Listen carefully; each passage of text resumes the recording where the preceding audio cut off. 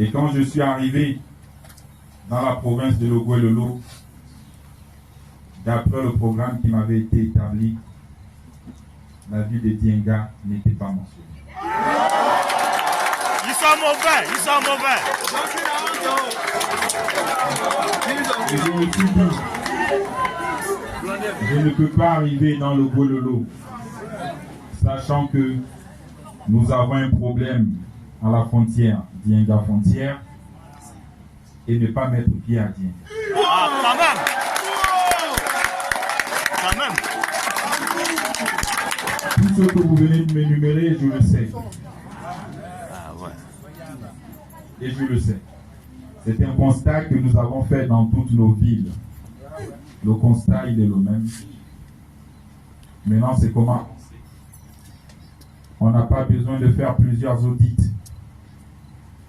Il suffit seulement de regarder l'état lamentable du pays. C'est le même problème partout. Nos villes ont été délaissées. Il n'y a pas de route, il n'y a pas d'école, pas d'eau, pas d'électricité. C'est le constat qui est fait dans toutes les provinces. Et c'est vraiment lamentable.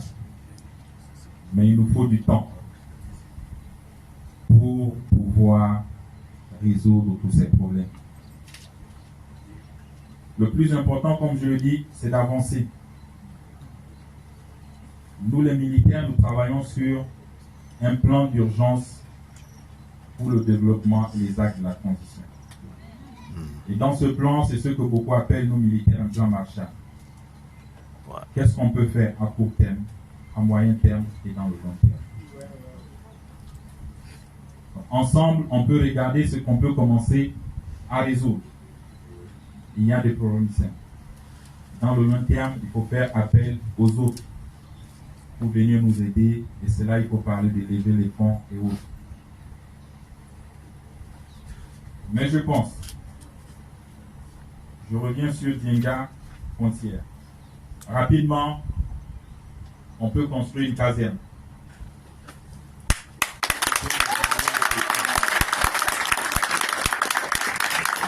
Non seulement empêcher l'immigration clandestine, mais également l'orpaillage illégal.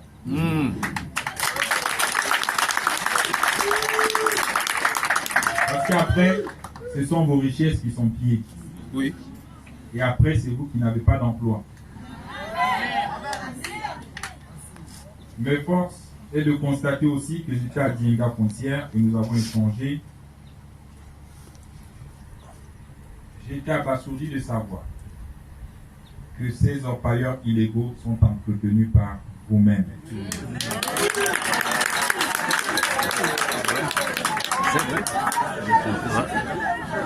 Et ça, ce n'est pas bien. Aidez-nous les forces à travailler. Et nous aider, c'est que vous aussi, vous êtes des outils de renseignement. Quand vous les voyez dans vos forêts, venez saisir les forces en disant à tel endroit, il y a quelqu'un d'autre, il y a un étranger qui est en train d'exploiter de l'or. Et nous, on vient là. Et quand vous êtes en train de découvrir, vous ne nous facilitez pas dans notre travail. Donc, nous devons travailler ensemble, main dans la main. L'or, c'est pour vous. C'est à vous aussi de vous organiser par des PME, avoir des contrats. Et on vous donne des permis. Et en ce moment, vous allez l'exploiter parce que vous l'exploitez légalement. Mais n'allez pas chercher des permis.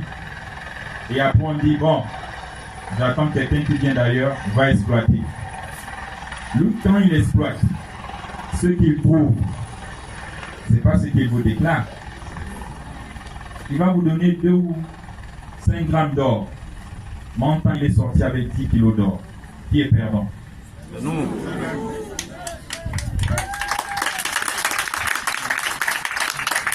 Et à force de laisser faire, il y a même des sociétés qui arrivent et qui s'implantent. Ces sociétés ne sont pas contrôlées par nous.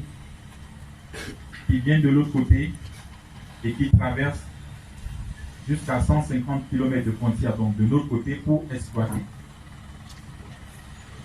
Tout simplement parce que vous avez laissé passer quelques-uns et que la société aussi qui était de l'autre côté s'est dit, bon, moi aussi je veux passer pour exploiter. Mais qu'est-ce qui va se passer demain? Ils vont vous implanter leur drapeau en se disant que c'est notre territoire. Et ça, ce n'est pas bien. Donc pour éviter cela, il faut dénoncer. Il faut parler avec les militaires, avec les gendarmes, pour dire attention. Il y a une société qui a traversé la frontière, qui a franchi, qui exploite de l'or de l'autre côté. Et diplomatiquement, on sait comment régler la solution. Il y a un gouvernement, il y a une ministre des Affaires étrangères qui saisit les autorités en disant regardez les frontières, vous avez traversé, vous êtes chez nous. Si vous voulez exploiter chez nous, il faut avoir les agréments du Gabon. Et donc ça, faites attention à ce que vous faites. Je vous le dis, parce que demain, ils vont vous implanter leur drapeau. Et ça va devenir comme un territoire conquis. Mais nous ne voulons pas ça. Voilà pourquoi nous allons construire une grande caserne à Dienga Frontière, avec tous les moyens disponibles, avec des cellules. Celui qu'on attrape, il rentre en vie. Amen. C'est clair. Maintenant, quand nous allons aussi les arrêter, le contraire aussi va être fait. S'il dit, c'est le Gabonais là qui m'a demandé de venir exploiter ici, vous aussi vous allez entrer. C'est clair.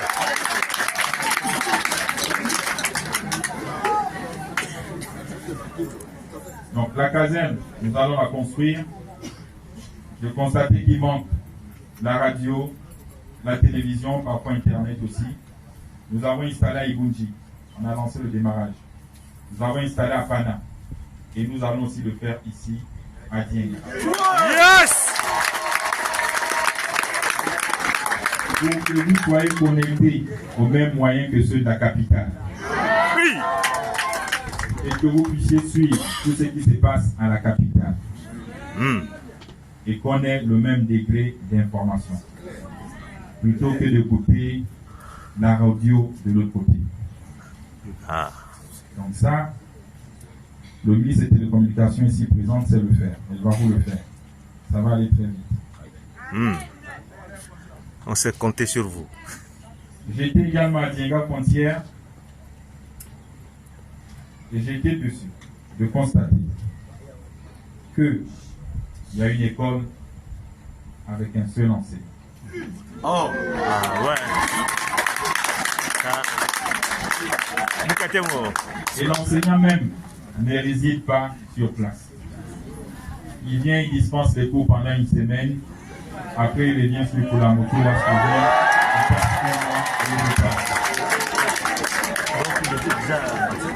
ça, ce n'est pas digne d'un fonctionnaire. Je n'attends pas ça de mes fonctionnaires. Un fonctionnaire, c'est un soldat de la République. Il va là où on l'affecte et il s'installe. Même s'il y a des difficultés. Les difficultés, je les ai croisées. J'ai vu comment nos militaires ils sont. Ils n'abandonnent pas. Donc il faut être patriote. Laisser son poste, venir vivre à Kulamutu, ce n'est pas du tout normal. Donc ce fonctionnaire, il rejoint son poste d'affectation. Et j'ai été heureux également de recevoir les conclusions du dialogue national.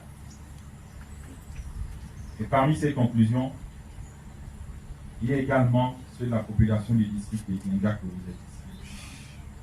Et dans ces conclusions, oui, j'ai remarqué quelque chose, c'est la prime aux frontières. Comment motiver les enseignants, les médecins, les militaires, tous les fonctionnaires qui travaillent aux frontières en les octroyant une petite prime.